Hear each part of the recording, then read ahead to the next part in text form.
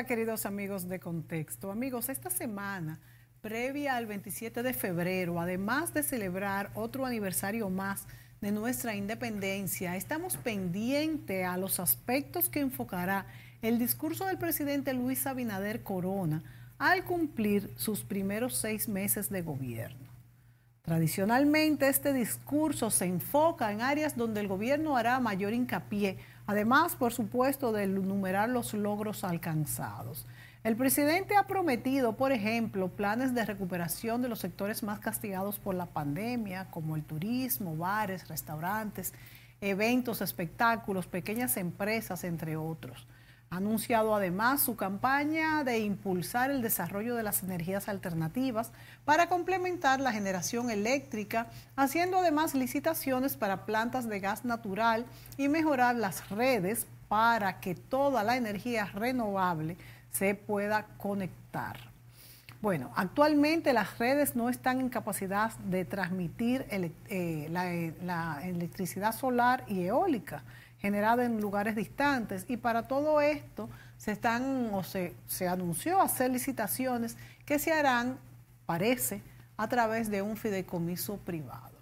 Veremos si toca también en su discurso el punto de las alianzas público-privadas, tanto de obras públicas como para las empresas distribuidoras de electricidad, que se habló de esto.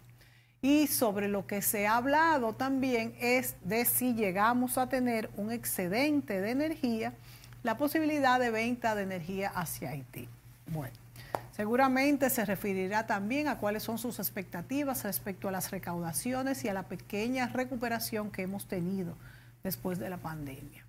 La recuperación de los empleos formales e informales, que por supuesto son piedras angulares para la recuperación económica del país. En este programa queremos además, amigos, extendernos en el tema minero, ya que contamos con un invitado con amplio conocimiento del tema y por la importancia que reviste la minería en la economía nacional antes, durante y seguramente después de la pandemia. La producción minera se ha mantenido pese a los efectos del COVID-19 en la República Dominicana y ha sido un pilar, soporte en esta crisis. El año pasado, las exportaciones del sector minero totalizaron más de 1.300 millones de dólares y para este año tienen el objetivo de superar, han dicho, 1.600 millones. Para el crecimiento de este sector se necesita mayor seguridad jurídica para aumentar la producción y así atraer más inversionistas. Sin embargo, alrededor de la minería hay mucha controversia, amigos, y a pesar de su peso económico, muchos grupos se oponen a su desarrollo, incluso, poniendo un ejemplo de otro país, en Puerto Rico se ha llegado incluso a prohibirla. La nueva gestión del presidente Abinader busca actualizar la ley 146-71, promulgada en el 1971, hace mucho, ¿no? Y ha dicho que en estos primeros 6 meses de este año están tratando de que se tenga el borrador para la nueva regulación que permitirá tener una minería acorde a los nuevos tiempos y las necesidades que el país demanda. Bueno, pero vamos a darle la bienvenida al periodista y amigo Pedro Cava. Pedro, bienvenido. Gracias, Mónica. Bueno, como siempre, muy complacido de estar con ustedes. La pena que no esté Julio, tiene muchas tareas ahora como funcionario público, pero especialmente porque ustedes me permiten hablar en primera persona, ya no como entrevistador, y eso para mí me satisface mucho.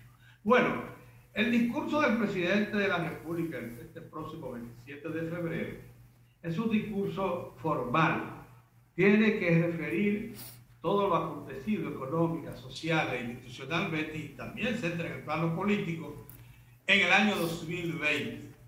A este gobierno le correspondió apenas 3 meses y medio del año 2020. Aún así, va a tener que hacer referencia a todo el año. Por tanto, como fue el año de la pandemia y no había habido otro peor desde, digamos, 1930, o sea, ha sido una cosa terrible. Hemos perdido poco más del 6.7% de nuestro Producto Interno Bruto cuando íbamos hacia arriba. Y bueno, conocemos los resultados generales de la pandemia. Ahora bien, el presidente tiene por delante retos como los siguientes.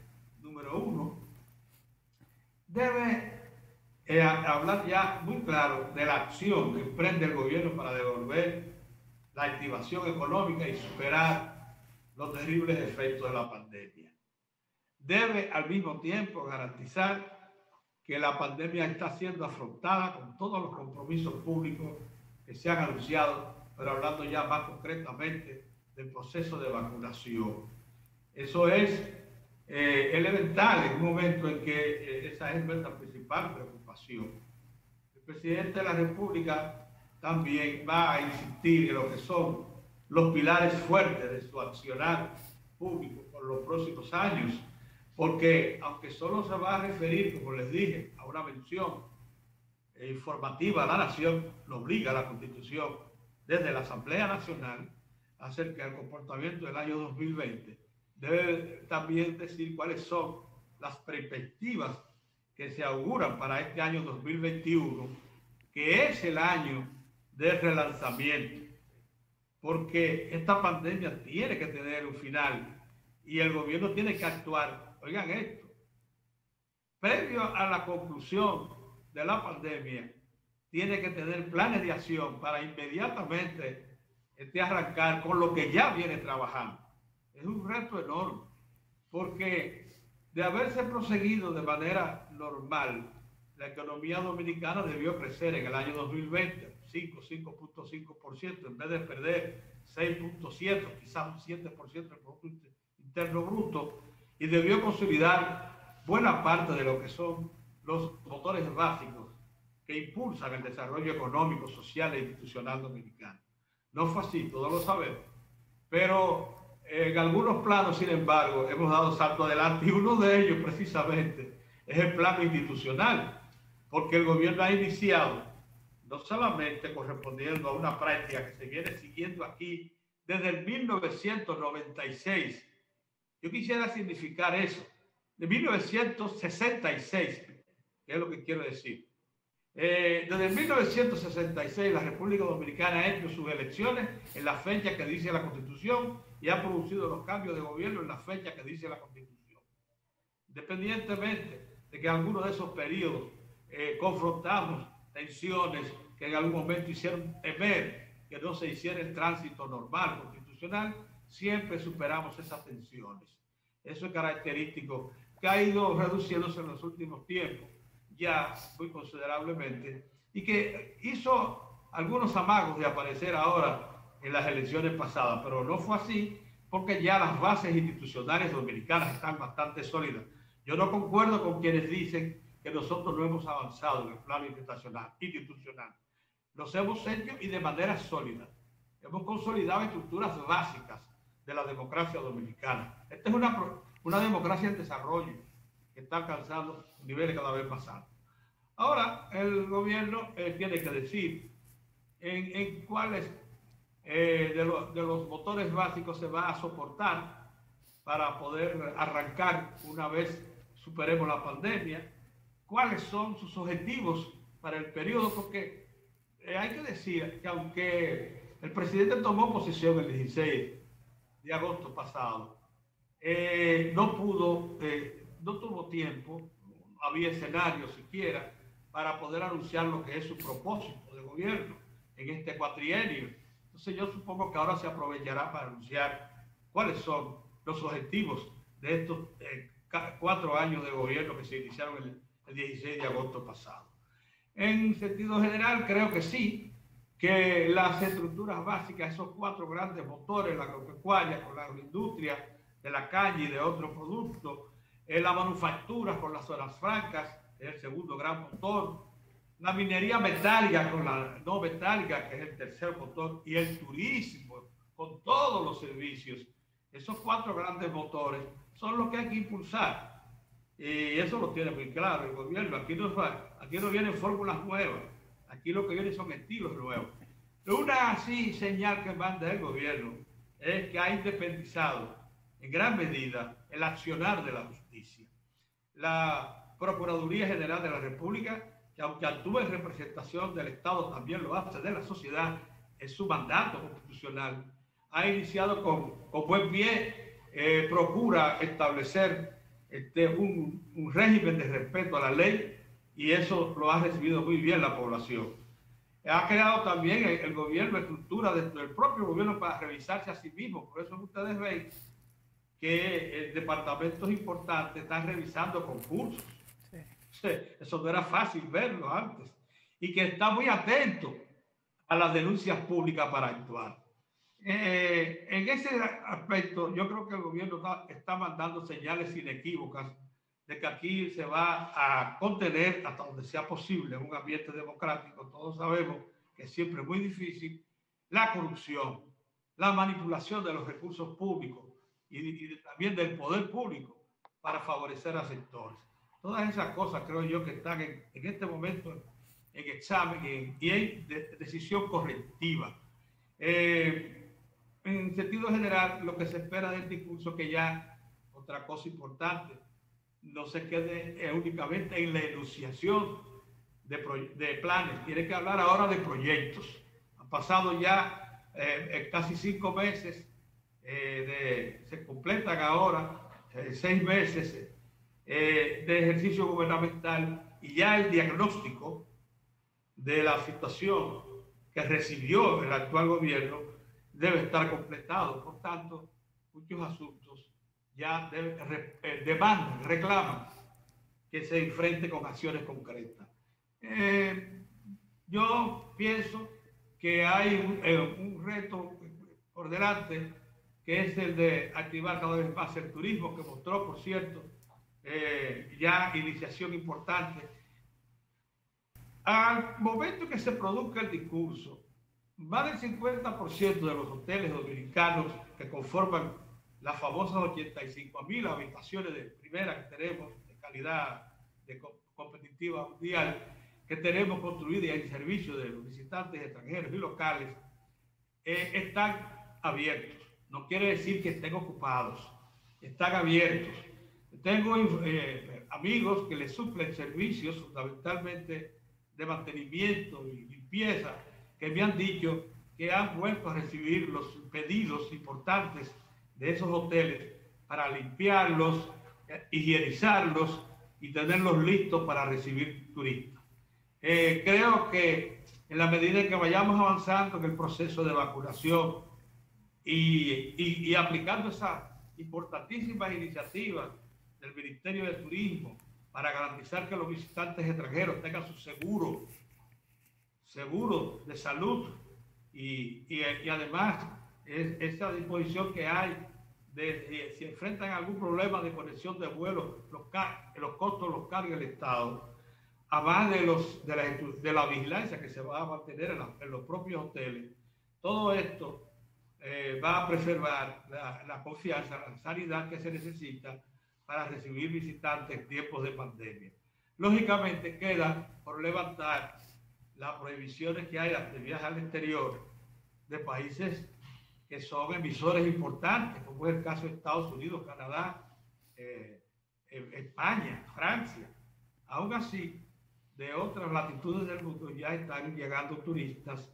Usted los ve en los principales hoteles, y fundamentalmente una cosa importante, el turismo interno le ha tirado la toalla al sector turismo y se ha movido. En la industria de la construcción, que es el segundo gran motor que mueve la economía dominicana, ya se comienzan a ver muchas iniciativas importantes que están en marcha, y por tanto creo que estamos a la vista de acciones, eso sí, y a la espera de acciones que consoliden toda esta visión que hay de relanzamiento. Bueno, Pedro, indudablemente has hecho un recuento interesante de todo lo que esperamos que el presidente pueda tocar en su discurso.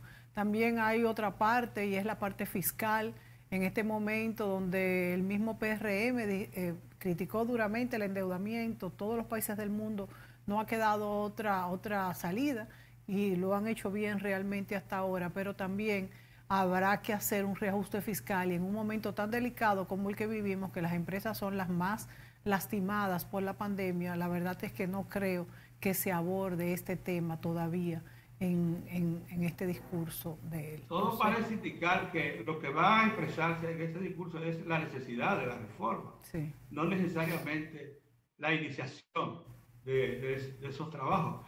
El pacto eléctrico que se firmó este fin de semana es un buen indicio de que se está cumpliendo con la normativa que hizo el propio Estado, de tener eso y una reforma fiscal listo como condición previa para que podamos afrontar asuntos, reclamos del desarrollo económico, social, que está planteado hacia el 2030.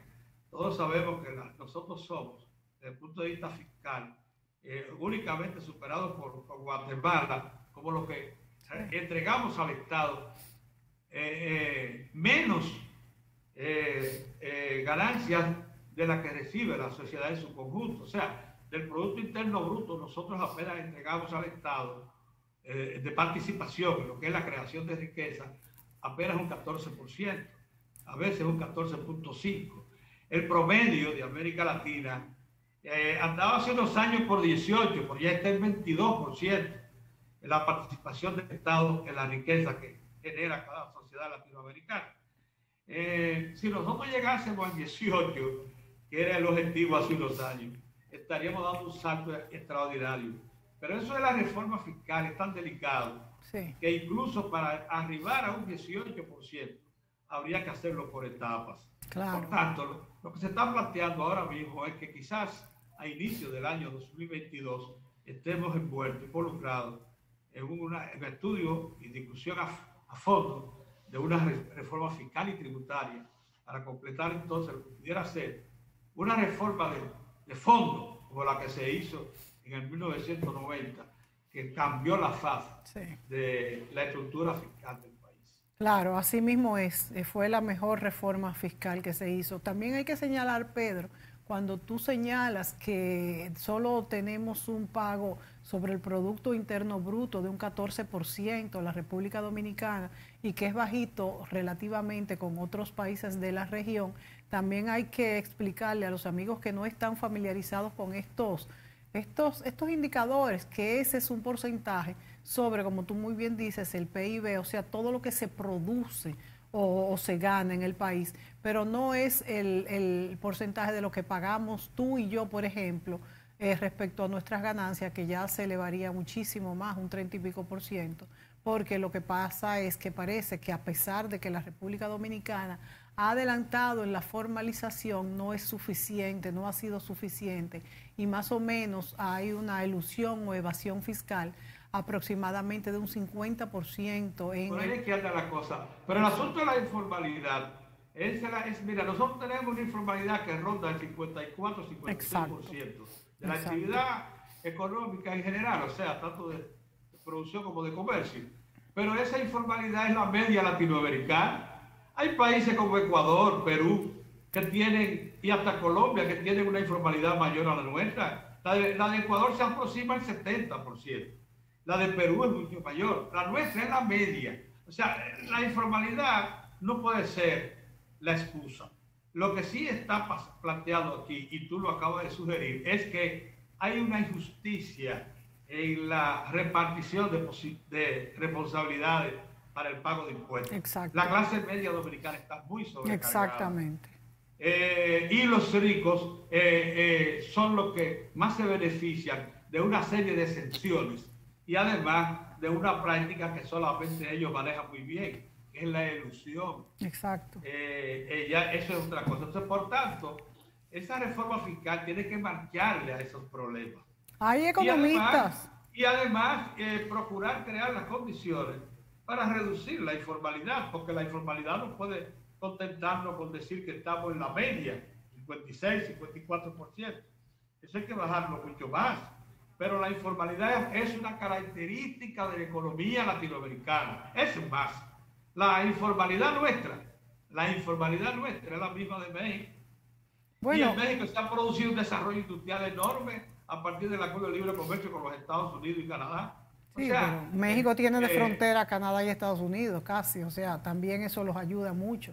Y la misma distensión migratoria. Ahora bien, aquí, por ejemplo, hemos entrevistado muchas veces al economista Guillermo Caram, y lo menciono por ser una persona de mucho peso económico en conocimiento. Y él ha dicho que la reforma, por ejemplo, tiene que ser para bajar impuestos. Yo lo que no veo es cómo bajando impuestos pueda el gobierno recolectar más, que sí, muchos economistas, incluyéndolo a él, indican que sí, que al bajar impuestos más personas se van a formalizar y se va a dinamizar la economía. Y eso ha pasado en muchos otros países del mundo y se recolectará más. Como también ampliando la base impositiva, eso es posible. Sí. Pero en un país donde el salario mínimo nacional es de apenas 17.000 pesos y la media nacional del salario en este país está entre 12 a 14.000, y eso es un tercio de la canasta alimentaria básica, solo se cubre un tercio de la canasta alimentaria básica. Entonces yo no entiendo, entonces, Pedro. En un país así, hay que tener mucho cuidado también con las exenciones, por ejemplo, que se le pudieran hacer a los impuestos que hay actualmente. No, y hay que tener, exacto. Yo no estoy muy seguro de que bajando, por ejemplo, el impuesto a la transferencia de bien industrializado, se pueda conseguir más. Yo lo que creo que después que logramos ese nivel de impuestos, hay que preservarlo como de lugar. Es lo mismo que pasa con el impuesto a los derivados de petróleo, que mucha gente plantea eso con mucha ligereza. Este país no puede desprenderse del impuesto a los derivados del petróleo. Así de simple. ¿Tú sabes por qué? Porque opera en dos sentidos. Primero, es un aportante valioso de recursos para pagar la deuda. Y en segundo lugar, es el único mecanismo que tenemos para evitar el derroche, el consumo irresponsable de derivados del petróleo. Bueno, fíjate, yo estoy totalmente de acuerdo. No produce ni una gota de petróleo. Yo estoy totalmente de acuerdo contigo con que eso es imposible, y siempre lo he dicho, también lo dije en el gobierno pasado cuando se criticaba, él no se le va a quitar eso. Ahora bien, es que no puede, el país no puede, además es algo que ya está establecido, pero de eso a subir otros impuestos que serían más traumáticos. Por ejemplo, se ha hablado también de que todo el impuesto sobre la renta se pague, incluyendo los que ganan menos de 40.000 pesos, que están exentos de 37.000, algo así. O que se quite el escalonamiento. Eso sería terrible, porque tú te imaginas que sea a los que ganan menos de 40 o a los que ganan, qué sé yo, 90, 100, que se le quite ese escalonamiento y ahora de pagar lo que estaban pagando. O sea, hay que tener mucho cuidado, es un tema muy alto. Y que eso no es posible. Mira, eso no es Son posible. conquistas ya de la economía dominicana, como esa exención impositiva a los salarios. Ya eso no se puede echar para atrás. Eso creo yo, eso es imposible. Eso es imposible. Y hay que buscar otras figuras. Y estas figuras están en los que crean mayor riqueza, que tienen que conformarse con menos ganancias. Ahí es que está el asunto. Yo veo bastante delicado. Este país ha venido incorporando año por año crecimiento. Nosotros somos la única nación de América Latina que en los últimos 50 años ha crecido promedio 5.2% anual. Cuando tú sumas todos los crecimientos y lo divides en los años acumulados. Este país, por tanto, se ha dado el lujo de crecer hasta llevar el Producto Interno Bruto a unos 90.000 millones de dólares, como debió haber cerrado en el 2019, antes de la pandemia. Y eso es mucho más que lo que teníamos al inicio del siglo, que era 20 mil millones. O sea, hemos crecido, es verdad, pero se ha quedado muy deteriorado el salario. Tú no puedes mantener una economía cuyo principal incentivo es el bajo salario para la inversión, para el desarrollo. Como si viviéramos en China, ¿verdad? Es el bajo salario. Como China, como por ejemplo China, que es un país que ha quitado tantos puestos de trabajo de otros lugares del mundo a base de muy bajos salarios. Pedro, nos tenemos que ir a la pausa. No, pero China, óyeme, antes de ir a la pausa. Sí, ha mejorado. China tenía un salario mínimo de $85, cuando nosotros lo teníamos en 150 en zona franca. y ahora es de más de 300. Ahora, Pedro, pero sí, ahora. Él ha ido incorporando al punto Ahora, de que pero muchas fue muy zonas poco a francas poco. que fueron a parar a China están regresando a los Estados Unidos y a Sí, otros sí, países. por eso mismo, pero fue muy poco a poco y los países sacaron sus industrias ultramar a China por el bajo salario, no fue por otra cosa. ¿Por qué fue? Sí, pero ya no, No, ya ese ya no es no. el incentivo, ni puede ser el incentivo nuestro No, tampoco. no puede ser el incentivo de ningún país del mundo. Estoy Eso, totalmente de acuerdo, exacto. totalmente de Bien, acuerdo. pues Vámonos a la nada, pausa y venimos a hablar de minería, que sé que es un tema que te interesa mucho. sí. Volvemos.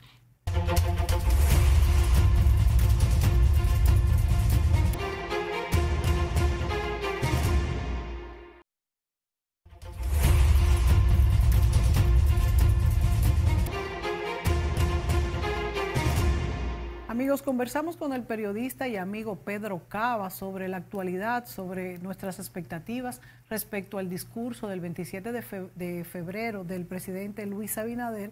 Y en este segmento vamos a abordar el tema de la minería. Decía en mi introducción que la ley actual que rige la minería en el país data de 1971, ya mucho tiempo, cuando apenas 49 estaba. años. Exacto, Tiene esa ley. muchos años. Se está trabajando en ella, se espera tener el borrador para estos primeros 6 meses.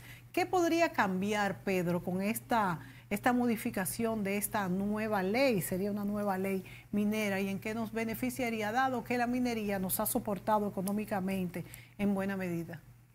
Bueno, tengo la información de que ya el borrador fue listo. Está aprobado por todas las partes, no solamente por las empresas mineras, sino también por la representación del Estado. El borrador está listo para ser presentado y no te sorprenda si el presidente de la República lo anuncia este 27 de febrero, que está introduciendo al Congreso una nueva versión de ley minera que actualiza la que ya tiene 50 años. Es evidente que necesita actualización. Esta ley va a clarificar mucho más que la anterior lo que son los beneficios del Estado y de cómo la operación minera debe reflejarse en las comunidades donde están alojadas las minas. Porque ya no puede quedar a discreción del presupuesto público de la Tesorería Nacional la distribución de esos recursos. Los contratos que hablaban, claro, sin embargo, de la participación de las comunidades, eso por alguna forma siempre encontró justificación en el Poder Ejecutivo para reorientar todos los recursos que produjo la minería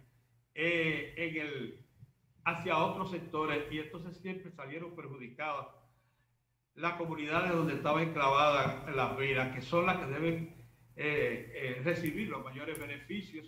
El país tiene otro mecanismo que nosotros ya somos miembros de ITE, que es la Institución Internacional de Transparencia para la Extracción de la Industria Minera. Solamente una pregunta, Pedro, es bueno que tú expliques bien qué es esta institución y si solamente norma con las compañías canadienses.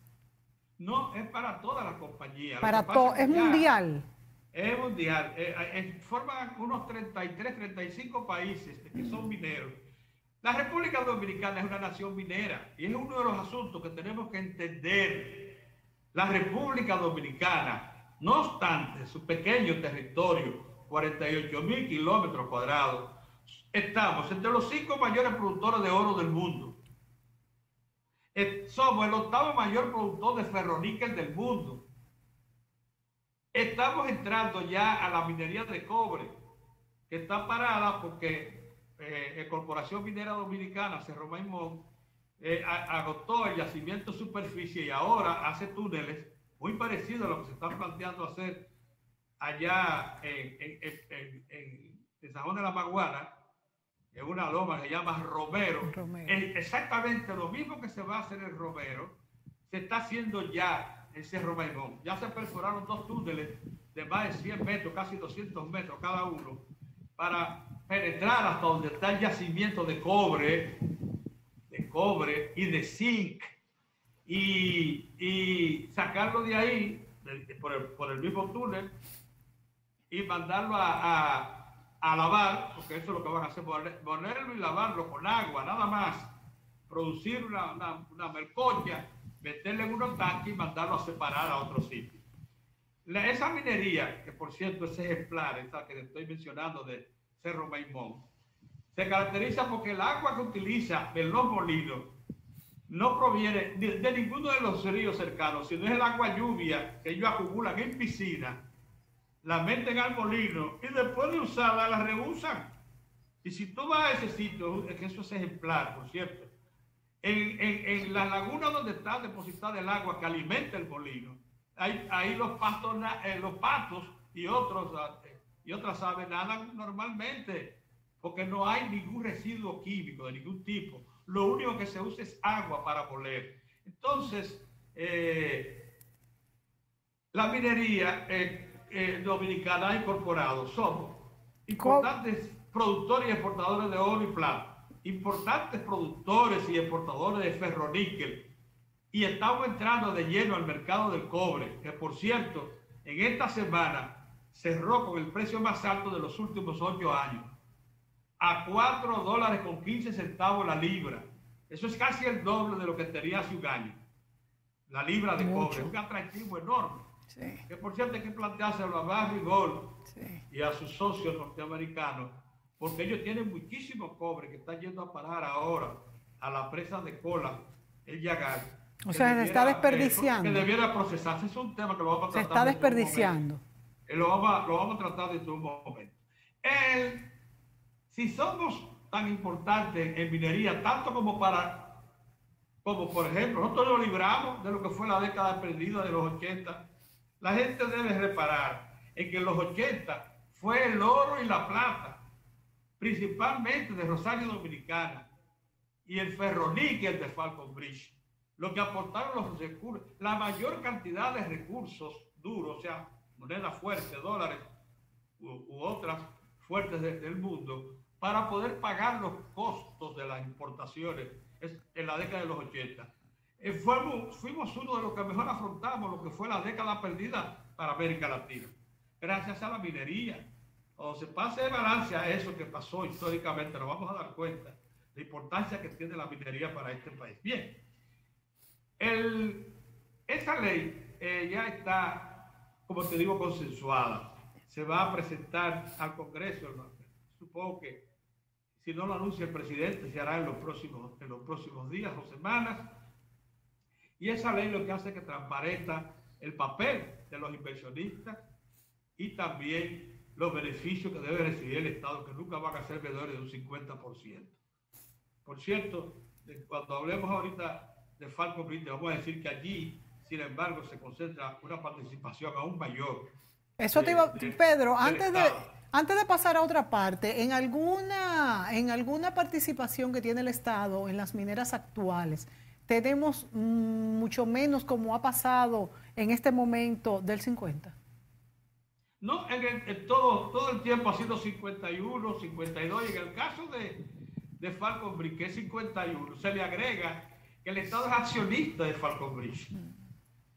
Entonces participa en la partición de los beneficios también, que se le agrega al 51% de beneficios directos fiscales que tiene la operación minera Falconbridge Dominicana. Eso puede estar entre el 55 y un 60% del total de los beneficios que produce. O sea que ya no queda ninguna minera en nuestro país en la que no tengamos una participación menor que el 51%. Ya eso se acabó, es cosa del pasado. Los contratos fueron negociados así. Hay que renegociados. O negociados así. ¿Desde el principio? No, porque acuerda. No, en el caso de Falconbridge hubo que hacer una revisión claro, forzada que la hizo Balaguer en el año 1988, cuando descubrimos que en los 15 años que llevaba operando la mina, solo había aportado 15 millones de dólares de 1.500 millones de dólares de beneficio. Un 10%, muy diferente a un 50%. Un 1%. Entonces Balaguer paró las exportaciones, mandó a parar las exportaciones y se acumularon, por cierto, en los puertos del país, todo el ferroníquel, hasta que los dueños de Falconbridge Dominicana entraron en negociación. Y ese mismo año, El primer aporte que hubo de la revisión de ese contrato fueron 88 millones de dólares. Qué abuso, versus... Y es más, para que tengas una idea de la importancia que tuvo la revisión de ese contrato, en el año 2010, cuando se produjo el descricaje mundial, que todos sabemos, por efecto del estallido de la burbuja monetaria y financiera, la República Dominicana tuvo el mayor alivio precisamente de las exportaciones de ferroníquel, porque la libra subió a 22 dólares la libra de ferroníquel, y el aporte al fisco de las operaciones de Falcon Bridge en ese año fueron 550 millones de dólares en un solo año. Sí, sí.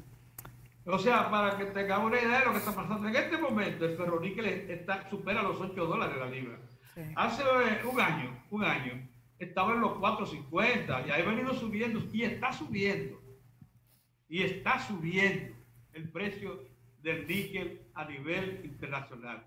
Prácticamente todos los metales que nosotros producimos en el país, el oro, la plata, el cobre, el ferro y el níquel, todos están en alza, sí, en precios excepcionales. Sí. En el caso del cobre, el más alto de los últimos 8 años. En el caso del níquel, el más alto de los últimos 9 años. Y ya tú sabes lo que ha pasado con el oro. El oro supera los 1.800 dólares la onza. Sí. La plata, que en algún momento era poco atractiva porque se consiguiera 14, 15 dólares por onza de plata. Hace tiempo, desde mediados del año pasado, que ya se cotiza 27 dólares la onza de plata. Eso no es despreciable. Máximo, si en la minera, por ejemplo, de Barrick Gold, por cada onza de oro que se produce 4 y hasta 4.5 onzas de plata. Ahí hay un dinero. Claro. Entonces, mira, con esta ley, sigamos con el asunto de la ley, se va a transparentar muchas acciones, entre ellas el papel que tiene el propio Estado como regulador de la minería, los derechos que adquieren los inversionistas que se les confirman, y lo que ganará la comunidad. Y la vigilancia de ITE para que las comunidades donde están enclavadas las minas reciban los beneficios que se consigan en el contrato. Pedro, nos tenemos que ir a la pausa, pero yo quisiera saber ¿qué tanto tiene que cambiar esa ley que es de 1971, ahora con esta modificación, teniendo ya nosotros el apoyo, que tú me dices que 35 países pertenecen, de ITS, que es como una ley internacional? ¿Qué tanto tenemos? Es como un gran tribunal internacional. Por eso, entonces ya no necesitamos tanto, entonces la ley interna, excepto para lo que sí se genera en nuestro país. Por ejemplo, el de destinar los fondos a la comunidad o a la región de donde se extraen los minerales y así. ¿No? Y a obras de infraestructura que impacten en las comunidades. O sea, más bien es para la distribución interna. Sí, de eso vamos a hablar. Volvemos después de la pausa.